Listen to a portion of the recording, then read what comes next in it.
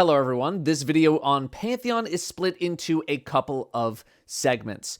The first segment is right after this little speech that I give, where I talk about all of the changes that happened in each one of the encounters in week 1 of Pantheon, overlaid on top of footage from my runs. This is for people who already know the encounters and you just want to be brought up to speed. It's a pretty quick segment. The second, much longer segment are the raid guides for each fight individually. I have ripped them directly from the videos that they were a part of when I created them with no other changes, okay? All I've done is put them into one place for you to watch them in case you don't remember what's going on in the raids and you didn't want to look up 4 different guides. I made a video a few months ago about how people are actually doing each raid and each raid encounter now, and for the most part, it's still up to date. I've placed each boss segment after each individual guide as well. So you're gonna have the base guide, then the updated what people are doing now version, and then the how was this changed for Pantheon versions, just all in this video. I'm probably going to do either TikTok or YouTube short content or YouTube short content for the next bosses to be revealed, with one final guide in the final week where we have all the bosses at the most difficult things are going to get for Pantheon. So just skip around where you need to skip around, and there you go. Hope that sounds good. Check the description for more information as well on all of this stuff. Pretty much all the B-roll you're going to see was recorded live during my stream, twitch.tv/Datto. I stream Tuesdays, Wednesdays, and Fridays. Again, check the description for more information on that. Pantheon changes. Boss number 1 is Golgoroth. What's changed in Golgoroth is there are now 2 unstable lights when you're DPSing from in there, so 2 people need to look out instead of just 1. And the people doing the taunting now have to deal with invis minotaurs. Now, normally when you're doing taunting, I like to use tractor cannon to help out the team, debuffing, and you just kind of trade off with your taunting partner. So if you're handling Golgoroth's gaze, the other person is doing the booping on the boss, gives a nice debuff, easy to keep track of. But tractor cannon now serves as a way to also deal with the minotaurs, whether you just need to kill them outright or you just need to suppress them for a little bit. I really do suggest using tractor cannon to help deal with them. In this very first week, where it's only +5, the minotaurs are not that big of a deal to kill, but they can still kill you if you're not giving them some amount of respect. But just being able to hit them with the tractor as you're coming back up from the pool after hitting a tractor on Golgoroth is super simple. It's really easy to stay safe. The debuff lasts a super long time. So it's just a nice way of suppressing them and just being able to do what you still need to do. Strand Titan can also handle them pretty easily. Just you boop them, 1 melee, they should die. So that's pretty nice.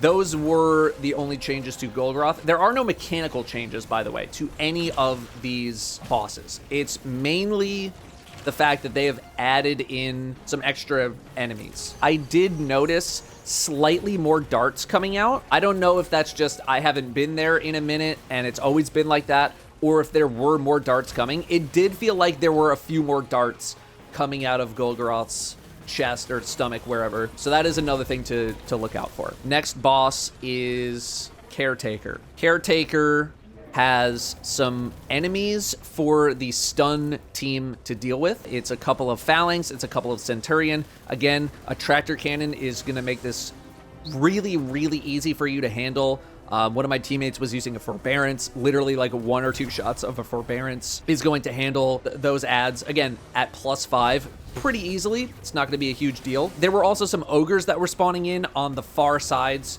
with the scions that spawn in and all the adds that spawn in. So just some ogres to look out for. Again, when we get farther down the road, that's probably going to be a bit more problematic. Inside, during the running, there were some of those like worms floating around that could also hit you now. So that's just another thing. Yeah, some more bees to deal with while you're running around on the inside getting all the symbols. So that is another thing to look out for. But otherwise, the boss is the same mechanically. It's just more ads are coming in, so there's more things for you to look out for. Third boss, Explicator from Root of Nightmares. The big differences here Number one, when you align your planets, when you index your planets, a tormentor is going to spawn in the middle of the room. This guy's not really a big deal. Again, on +5, he goes down pretty quickly. We were able to just, I think, Nighthawk golden gun him after we broke off his shoulders. So not the hugest deal right now. But the bigger thing are the fire tornadoes. Fire tornadoes now will spawn in on the 4 outer plates where the planets are. So if you hang out on those plates, you will have periodic fire tornadoes spawning in, and they cook you even on +5. Like, if you're not paying attention and you get caught in one of those tornadoes, you're probably dead.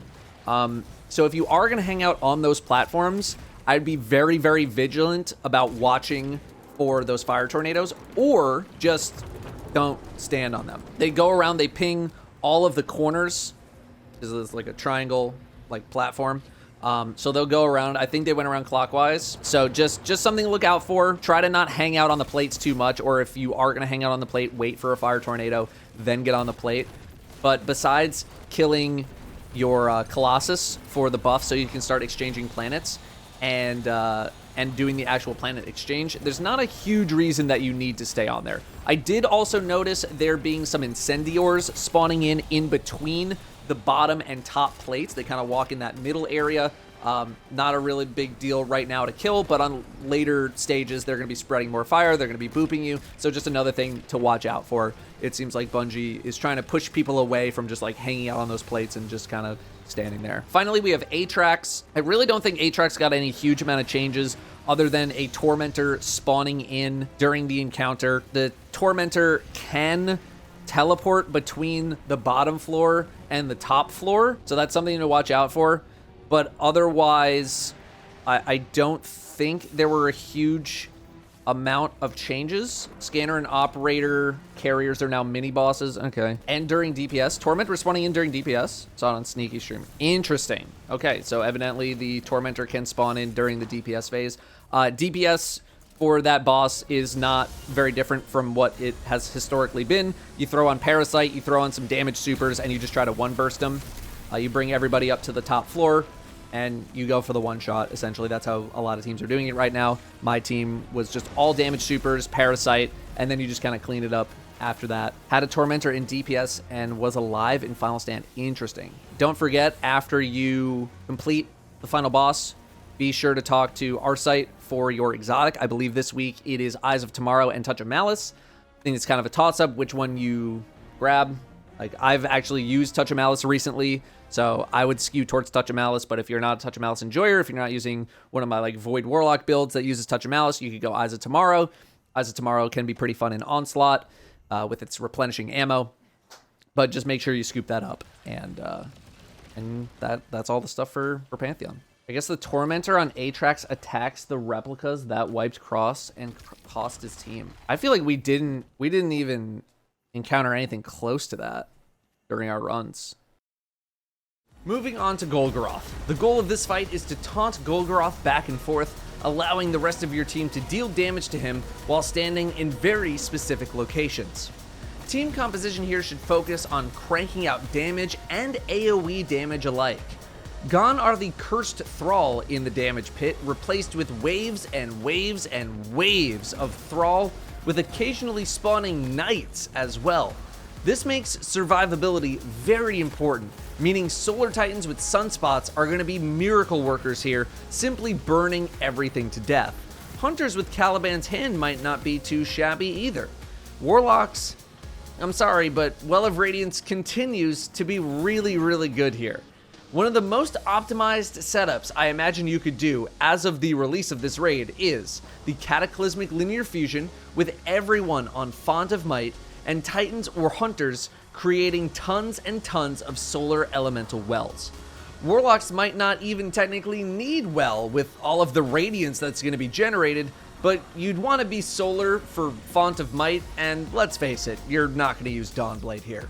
And again, bring Divinity or a seasonal artifact mod equivalent. At the start of this fight will be many, many enemies spawning in on both sides of the room. Thrall, Acolytes, some Wizards, some Knights. They're going to be spawning from literally everywhere, but mainly the left and right sides of the room. Solar Titans, This is your time to shine, as you can clog doorways with sunspots and basically prevent anything from even coming out of the door, and we were doing this on contest mode. Hunters with Calibans can likely replicate this experience to a degree. Witherhoard spam is a fine replacement if you're lacking on both Titans and Hunters. Once things start to calm down and you run out of things to kill, it's time for the actual fight to start. Split your team into two groups, the Taunters, of which you'll need 2, and the Damage Dealers, the remaining 4. Golgoroth has a big open spot on his back. If you put enough damage into this spot, you will get his attention for 20 seconds, and he will fire darts at you that hurt pretty badly. You need to shoot these. After this 20 seconds is over, if he has not been shot by someone else in his back, you will lose his focus and he'll go back to eye-beaming everyone in the raid. It is the goal of the 2 Taunters to keep his attention for as long as possible so that everyone else can deal damage. In Destiny 2, you require a significant amount of damage to get Golgoroth's attention from the spot on his back. A shot from Arbalest was enough to get it, but a 140 RPM sniper took multiple shots to do so. A primary weapon is not going to cut it. However, you can't just deal damage to Golgoroth any way you want. You must be standing in a pool of reclaimed light in order to damage Golgoroth, at least in a significant way. This buff comes from shooting down a goop orb that's on the ceiling. Ideally, you're timing the destruction of this goop orb with the timing of the taunt. Both should happen at the same time to maximize damage. Unlike Destiny 1, there is only 1 orb available at a time as opposed to all 6 being active, which is actually a benefit because it means you can't shoot the wrong orb. There's only 1 to shoot. One by one, these orbs will spawn in during the damage phase as long as you are successful in taunting Golgoroth back and forth. Also note that these orbs regenerate their health if they are not shot at for a short time. So now let's combine the two. Damage dealers will get the first orb close to low HP, the taunter hits Golgoroth in the back to get his attention, and then the damage dealers knock down the orb to create the pool. The taunter then rotates their position so that the damage dealers are able to see Golgoroth's crit spot, which is in the middle of his body on his front side.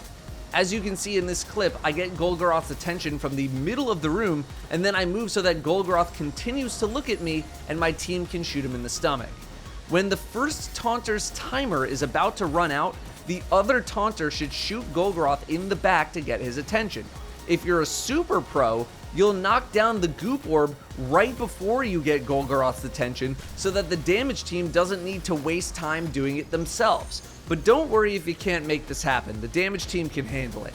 The second taunter will then rotate Golgoroth so that the crit is showing to the damage team in this new pool.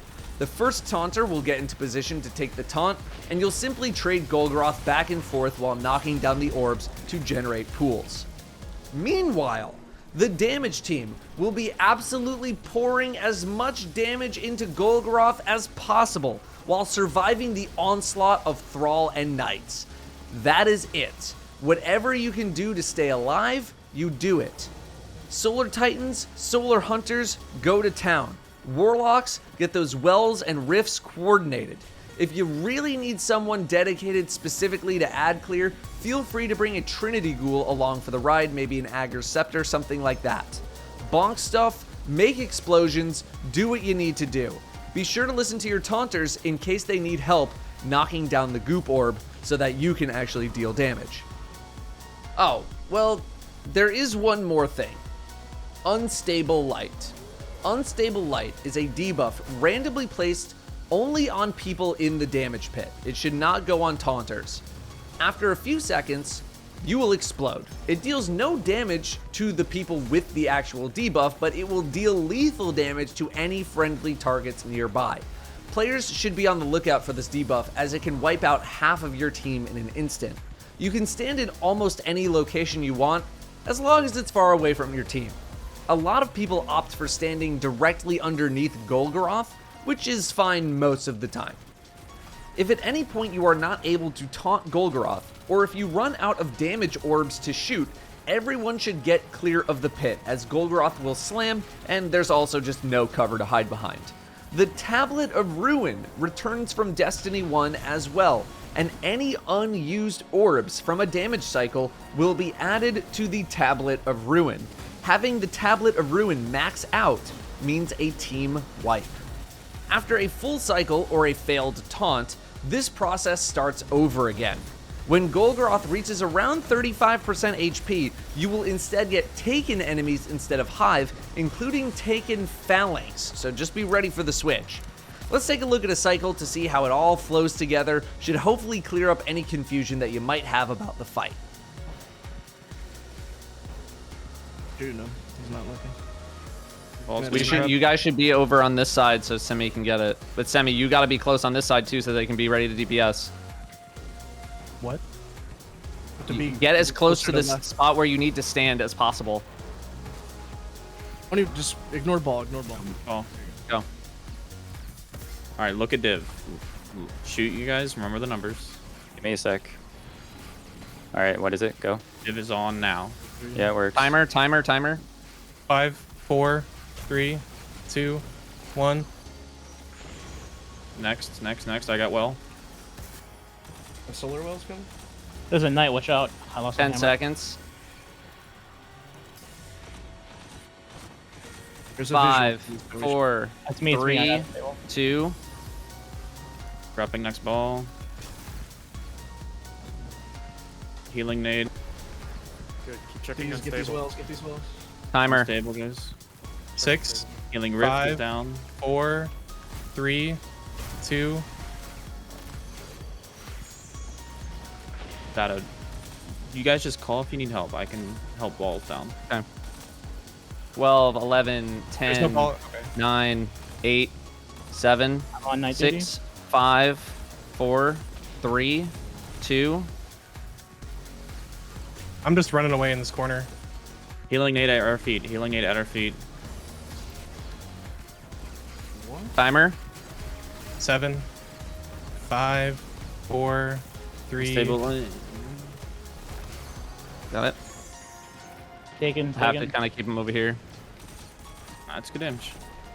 Get out of pit. Get Careful out of pit. darts on you guys. You 10, can get out of pit.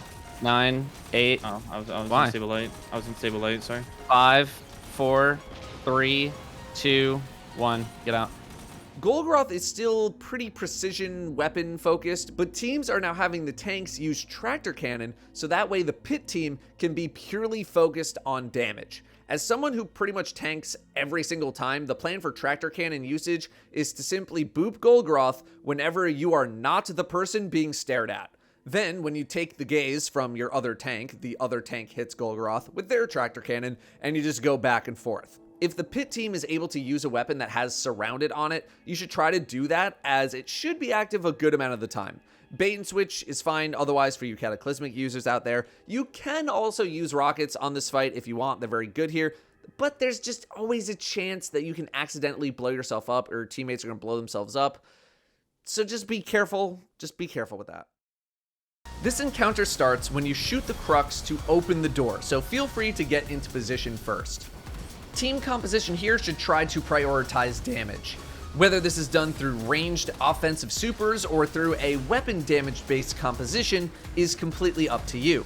This guide is being made while contest mode is still active, so damage requirements are much more strict. When normal mode is active, which is likely when you're watching this, damage requirements will not be as tough to hit, so feel free to use whichever strategy slowly becomes the most popular. If you're going for super based damage with weapon follow-ups, then stuff like Nova Bomb, Quiver, and Golden Gun will be great. Otherwise, you're going to want Wells and Wards for a weapon damage based strategy. Ward is good because you will need to be mobile during the damage phase. Don't forget about high energy fire either. You can have that active in place of Ward or Well in case you don't have either one available. In terms of weaponry, I imagine things like linear fusions will continue to work very well, but as usual, keep tabs on the meta as things tend to shift from season to season. I am apprehensive to suggest rockets, as there can be some times where the boss gets very close to you and you might kill yourself with said rocket, but on later damage phases, this is much less of an issue. Be sure to run Special Finisher, as someone with Divinity is going to be very useful here. There are multiple roles at play here, each with their own pretty unique job. The goal of this encounter is similar to the previous, where you want the obelisk to accept your offering. There's a couple of caveats though. 1, you need to shoot all 9 symbols, and 2, you need to do it before the caretaker gets to the obelisk, otherwise you wipe. So how do you get symbols, and how do you stop the caretaker? I said that the encounter starts when you shoot the crux to open the door. In the room that you're going to open will be a bunch of different symbols on the ground that you run over in order to pick up. You can pick up at most 3 at a time. This room will also have a wizard or multiple wizards. Do not bother engaging with these wizards, just avoid them as much as possible. Your job here is to quickly pick up 3 symbols, remember which ones they are, and then get out of the room. You have a limited amount of time due to pervading darkness. If this hits 10 stacks, you're dead. If you can only pick up 1 or 2 symbols, that's okay, just make sure you get out alive. You'll need to be let out of the room by someone on the outside, so be sure to call that out. You must wait for the obelisk to call you in the in-game feed. Then, you will shoot the panels of the obelisk that have the symbols that you picked up. Remember, you need to be quick shooting all 3. Most of the time, 2 will be on one side and 1 will be on another. Sometimes you get lucky and all 3 are in a row. If you need help, just ask a teammate, but you should be able to solo this. Here's where strategies can deviate a little bit. My team on contest mode had 3 people rotating in this room. The first person gets 3, the second person gets 3, the last person gets 3. Sometimes we had 2 people go in at the same time. However, not all 9 symbols will spawn all at once, so I don't believe sending in 3 people at once actually works, but you can send in 2 and they can try to grab a bunch. However, I think the 3-3-3 strat worked very well even on contest mode. You could also have one person doing all of the work. I liked having multiple people. After all 9 symbols have been shot, the damage phase starts. Here's an example of the symbol team in action. I feel like I can't kill ads when they're far away. You got grid skip? I have like a killing wind snapshot grid skipper. That's fine. Just shoot it. Blue head, rainbow, All right, stun. Trava. Let me out. Easy. Easy stun for anybody. I got He's him. already done, dude. He's down. Can't believe we're using Graviton Lance in the year 2022. Good. It's... Yeah, what am I doing? I should put that on. There we go, finally. But that's why I'm Going not for using another it. stun. Let me Hey, answer. it's not on my character. Neat, that's yours. I Nice. got him, I got him. Worms in the air, worms in the air. Like they just don't care. Maybe, I mean, they don't. maybe you wait as long as you can, Seth. So you like gates for kills or something. There's a lot of ads in the middle, and I need a second to get a new gun to kill them. I'm destroying Door. the Lions. I'm going for Door. another stun. Door. Face shot. I've got back. Got no- back. Okay. I got you, I got you. We You did guys some get my weird stuff? stuff. I have Worms, special worms, ammo. worms, worms. Alright, I got the lance on. I don't know why I didn't think we were using it earlier. That All right, dude ready to go? fucking Exploded. All right, so what is everyone else doing? While the symbol team is rolling, the outside team will be killing ads and stunning the boss. If you don't stun the boss at all, the caretaker will very likely make it to the obelisk before you prepare it. You can designate one person specifically to stun, but if other people need to help out, feel free. In order to stun the caretaker, you need to get them to slam the ground. This is done by getting close to the boss, and as most big enemies do, if you get close to them, they will do a melee attack of some kind. So, run in and bait their melee attack. On contest mode, I literally just ran up to the caretaker, got the caretaker's gaze debuff, which causes them to aggro you, and then either tried to slide away, or I just ate the damage with an overshield on and melee resistance mods. As long as you're full health, you should live. If done correctly, the caretaker's face and back should be glowing yellow. If so, shoot the caretaker's face first. After a little bit of damage, their back should open up. Someone else needs to shoot their back, and with enough damage, they will get stunned for a short time. Then, you do it all over again as soon as they're active again. The stunner should try to stay out of the caretaker's sight as much as possible, as getting close to them is a lot easier if they aren't looking at you. I utilized Bastion on Sentinel Titan to get an overshield to more safely approach the boss.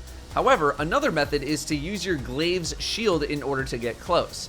This does require a fair amount of killing to make happen though, and on normal mode, I don't imagine just running in will be much of an issue. While the boss is stunned, the stunner should try to shoot all of the worm missile things in the air, as while individually they don't hurt too bad, a stream of them will kill someone. All other players should be killing any and all enemies as they pop up. You're gonna have sniper vandals, scions, and more annoying as hell orange bar lurkers. Ammo may end up being an issue here. If so, the Obelisk team can slow things down a little bit to get more enemies to spawn in, which will hopefully get you some drops. Here's an example of how stunning works. All right, going for first stun. Door. Alright, I'm going in. Hit on, back scoot if you down. can. Hit back. Hit back. Sith is done. Hit And back. Black Hole Man, Traveler. So, toes back. Door. Going for new stun. Good I sneaky. said going for new stun. I'm good, Black yeah. Hole. Shut his Traveler. head. You shoot back. Shows Alright, back. keep him. I'll use sneak. Blue head. Trying to shoot these MFs in the air. And what's the last one? Other Okay, new stun. yeah. Shooting head. Door. You Door. should've- Door. Need help with head. Got head. He's got So no head. Alright, this should be our last kill ads. That should be it. Okay, so you've stopped the boss from getting to the obelisk, and you've activated it. What now? Well, it's damage time. There are 3 plates by the obelisk. When a plate activates, you can deal damage to the caretaker if you're standing on it. The first plate will be on the side that the caretaker walked up. So if they walked up on the right side, the first plate will be on the right. Then it'll go to the middle, then it'll go to the left. You'll have about 10 to 15 seconds per plate to deal damage. This is where a Ward of Dawn is handy. You can place it in between 2 plates, grab a buff, and then run through it again when going to the next plate. Wait for immune messages to pop up before moving to the next plate as a team. Something else to be aware of is that the caretaker's health is gated per floor. You can only do damage to the lighter yellow section of their health. So once you reach that limit, try not to waste any more ammo. You'll still get damage numbers, but you should just stop damage or maybe switch to primary to get that last tiny little percentage. After a damage phase, whether you hit the damage gate or not, you're going to move upstairs to the next floor and then the next floor after that. Nothing changes about how the fight works, but the fighting area is slightly different. The symbol room now has multiple entrances, but also has pitfalls that you can die in, so watch your jumps. The symbol room is also much bigger, so you might not be able to grab 3 symbols every time, but try your best to do it for a smoother experience. After the second floor, you go to the third floor, which has a much larger distance to run in between damage plates and has an even more dangerous symbol room, so just be careful. The final stand is on the 4th floor, which is just 3 plates getting progressively closer to the boss. This is where you dump all of your damage, because when that final plate runs out of a damage buff, the boss needs to be dead or it's a wipe. The boss will also be shooting you with those projectiles. If you clear a couple of them out, that's nice, but I imagine most teams are going to be tanking those with some form of healing. Keep in mind that you can still die even in a healing rift to those missiles. Note that these also appear in earlier damage phases too, they're just much more noticeable right now. You should always be looking out for them. For Caretaker, the damage strategy is going to be Leviathan's Breath or a precision weapon with Divinity. You basically need Divinity if you're using precision weapons, as trying to hit Caretaker in the crit spot is very annoying. You can also use rockets as well, you just need to be much more careful on the first phase. Make sure you're not rocketing yourself. The 3 respective mechanics in the fight, stunning Caretaker, running the room, and slaying ads, have not had any significant adjustments in how they are performed. The third encounter, probably my favorite, uses none of those mechanics at all, instead opting for brand new mechanics altogether. The goal of this encounter is to move planets to their correct spots, and then move planets to damage plates in order to activate them to deal boss damage in a Caretaker-style manner. Team composition should resemble that of a boss damage setup, so wells and wards are encouraged, along with good boss damage weapons. My team opted for Thunderlord with the Catalyst and Divinity, as Thunderlord with Divinity basically means you never need to stop shooting, and it's an easy to execute strategy. The boss does have short burst windows for damage, so going for an old school G-Horn plus Rocket plus Izanagi hot swap setup will do pretty well here too, where you equip an auto-loading rocket, shoot it, swap to Izanagi, shoot a big shot, reload, and then swap back to your rocket. The damage windows are short, but you get multiple windows per damage phase, similar to Caretaker. Also similar is the chunk of health you're able to deal damage to per plate, as the boss will trigger a short immune period when hitting that health marker as you move to the next plate. On the left and right sides of the room are 6 planets, 3 per plate, for a total of 4 plates in the room, 2 plates per side, that's 12 planets total. We assigned 1 person per plate, with 2 flex players in a Slayer type role pretty much the entire time. I was on Divinity and as a result played a Slayer role, mowing down stuff with a machine gun since I wasn't using it for boss damage. Above the boss before you start is a light planet and a dark planet. This signifies where all planets must be placed by the end of the phase, and that probably doesn't make a whole lot of sense right now, so let's make it make sense. To get to the part where you move planets, we must kill Centurions to then spawn Colossuses. Colossi, start the fight, and keep a lookout for the second wave of enemies that spawn in, which will contain 2 Centurions, one for the left and one for the right. Killing a Centurion on the left will trigger the Colossus spawns on the left, spawning 1 Colossus per planet plate, and the same for the right side. It is only after you kill these Colossus that the planet moving process can begin. Be aware that Scion will drop down from the left and right side walls onto these planet plates. They go down easy, but they can sneak up on you if you're not paying attention. Again, the 2 flex players not assigned to any sort of planet shifting should be slaying out hard here to ensure the safety of future planet shifters. If you get the killing blow on a Colossus, you will get the Planetary Insight buff. Planetary Insight allows those with the buff to see which planets need to be moved where. All players will receive the Planetary Shift buff, which has a short duration indicated by the timer underneath it. Planetary Shift allows you to move planets. On the left side will be 4 light planets and 2 dark, and on the right side will be 4 dark planets and 2 light. You're probably seeing where I'm going with this, where the 2 dark planets on the left need to be moved to the right, and the 2 light planets need to go from right to left. My team used a 1 through 6 number system to mark each planet, going from closest to the rally flag to farthest away. So let's come up with an example. You get Insight. What do? Simply call out which planets on your side are the ones that need to be moved. The other person with Insight on the other side will call out the planets that need to be moved on their side, and then you swap them. An example call out might read like so. 2 and 6, left side. 3 and 5, right side. 2 and 6, left side means the player on the plate with planet number 2 grabs planet number 2, and the player on plate number 6 grabs 6. For the right side, 3 grabs 3, and 5 grabs 5. The number 2 planet will drop their planet into the 3 slot on the other side, and 3 drops it into 2 on the other side. And the 6 player will drop their planet into the 5 slot on the other side, and 5 into 6. Technically, you can slot a planet anywhere, like 2 could have been dropped into 5, but my team preferred to keep 1, 2, and 3 paired together, and 4, 5, and 6 paired together, so that there wouldn't be any crossing over. that right on DPS? Yeah. So Alright, this Centurion's playing Ring Around the Rosie with me. The guy's upright, Mort.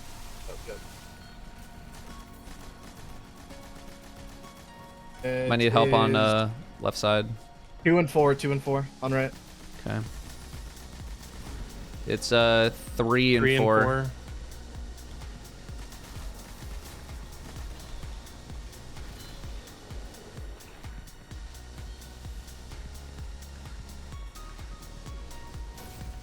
Careful, boss is kind of roaming.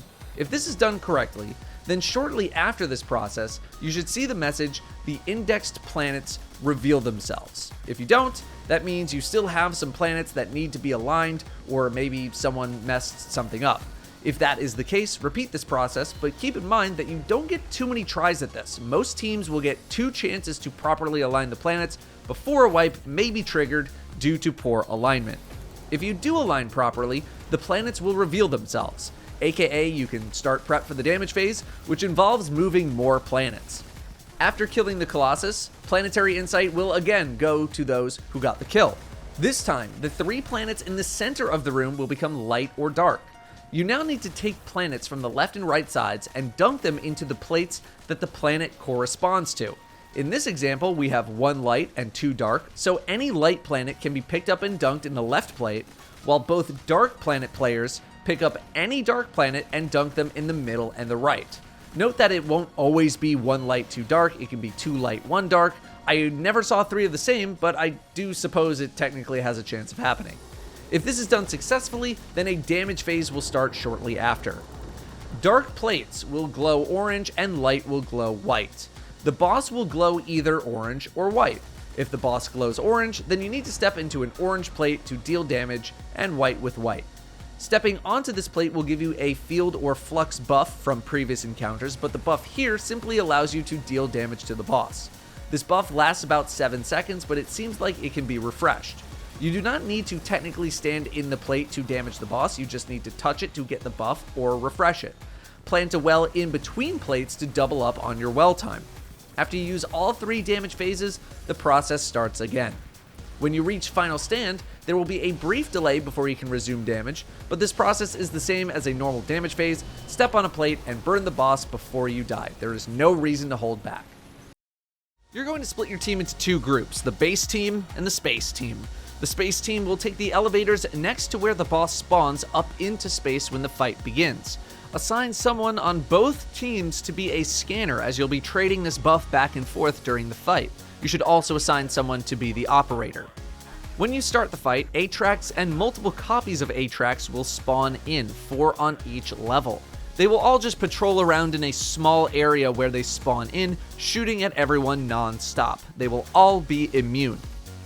At first, both teams will just be killing enemies as they spawn in, while waiting for servitors, operator, and scanner enemies to spawn in. The scanner will spawn in space, and the operator will spawn in the base. Let's talk about the roles of the operator and scanner for this fight. The scanner's job is simple. They must identify which of the copies of Atrax 1 is the real and thus damageable one. You'll be able to tell which is the real one because it'll be glowing yellow while the others will not. The scanner buff, again, will spawn in space, but in a random location, left, bottom, or right. The operator will be in charge of removing duplicate copies of Atrax from players, a mechanic we'll talk about in a minute. Operators are also capable of sending elevators up and down, as well as opening the airlocks. The operator buff will spawn in the base, also in a random location. The operator will want to be in space eventually though, but there are a couple of ways to handle this. Shortly after the fight starts, 6 servitors will spawn, 1 on the left, middle, and right sides of both sections of the arena, along with the scanner and operator enemies. The servitors tend to spawn in 2 waves though, they won't all show up instantly. Killing all of the servitors will trigger the damage phase, so make sure everyone is ready with their buffs before you do that. I mentioned that the operator needs to be in space. Let's talk about why and what the operator will do in this encounter. After all 6 servitors are killed, the extinction protocol will trigger, starting in space, then going to the base, then back to space, then back to base. This is where the scanner needs to identify which of the 4 duplicates is real and then stop Atrax by attacking. All team members should dump as much damage into Atrax as possible at the same time, as the copy will despawn in only a couple of seconds after starting your attack. Taking too long to attack or attacking the wrong one is not ideal, as you might imagine. When the duplicate despawns, it'll drop a ball on the ground. This must be picked up. If it's not picked up within a few seconds, a copy of Atrax will pop out of it and will instantly kill everyone. When picked up, it will turn into a debuff, killing the player holding it after 40 seconds. However, the operator can shoot this ball off of a player's head, dropping it on the ground again. It can be picked up again by the same or a different player, refreshing the timer. The only person that should avoid grabbing one is the operator, because you can't shoot it off your own head, and switching buffs in the middle of a damage phase can be a little bit risky. Keep in mind that if you're an operator and you're using a sword on Atrax, that you may accidentally pick up this ball. It's not a death sentence, but it is a bit of an inconvenience. Once you deal enough damage for final stand, everyone should be in space. Atrax will duplicate many more times and begin the extinction protocol again. the scanner must identify the correct one, and then the entire raid group should go to that duplicate and deal as much damage as possible. Make sure to pick up the ball that drops from this duplicate, otherwise you will wipe. A second duplicate will become the target, and the scanner should identify and lead the team again to this duplicate as well, and so on until the boss dies. The third duplicate will eventually trigger a wipe, so if you don't kill atraks by the third one, it's a wipe. The atraks strategy nowadays involves all 6 players using Parasite and one-off supers in order to bust atraks down in one go. Parasite requires 20 stacks to deal the most damage, so make sure everyone gets to kill stuff to stack it up. Don't hog the kills. Once you're at 20, stop killing stuff until everybody else has 20. You should start by sending 4 people to the top level, keep 2 on the bottom. Once people have their stacks and the servitors downstairs are killed, the remaining 2 people downstairs should take the elevator up. Then with all 6 people, you kill the final servitors and you start damage. If done properly, all of that damage should be more than enough to take out atraks in one go. Then, for a final stand, a Titan with Thunder Crash using Curus deals enough damage to take out atraks in one shot. So try to give them the scanner buff, so that way they can just T-Crash immediately. If you don't have a T-Crash, then just, do it normal.